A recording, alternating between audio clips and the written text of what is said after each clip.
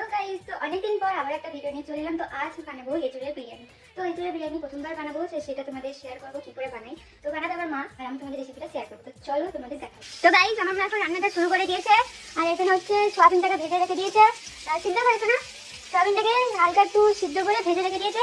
আর এখানে হিসাবটা হচ্ছে সিদ্ধ করেছে অল্প, তারপরে ভাজছে। আর এখানে আলুটাকেও সিদ্ধ করে রেখে দিয়েছে। আর এখানে পেঁয়াজ কাটা আছে। এরপরে হিসাবটা হালকা লাল লাল ভাজা হয়ে গেলে আমরা নামিয়ে নেবো। এরপরে ওই কড়াতেই একটু অল্প তেল দিয়ে আলুগুলো হচ্ছে ভেজে নেবো, একটু জিরাও দিয়ে দেবো। এই পাশে হচ্ছে ডাঁটা দিয়ে আর মাংস দিয়ে একটা ঝোল, যেটা আমি খাবো না, খুব বাজে লাগে আমাকে খেতে। এখন ভেজে তুলে দেওয়া হয়েছে, হালকা ভাজা হয়েছে। এরপরে কড়াই আবার তেল দেওয়া হয়েছে, এরপরে দেওয়া হবে পেঁয়াজ। এরপরে ভালো করে মশলা দিয়ে এঁচোড়া সোয়াবিনটাকে কষবো।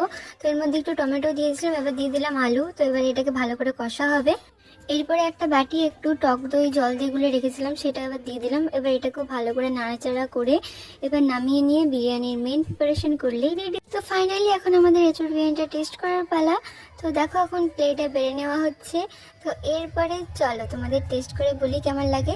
তো প্রথমে একটু আলু নিলাম, তারপর একটু এঁচোড়, তারপর একটু সয়াবিন দিয়ে যেই না মুখে নিলাম, সত্যি বলছি চিকেন বিরিয়ানিকে হার মেনে দেবার। এঁচোড়টাও খুব সুন্দরভাবে সিদ্ধ হয়েছিল।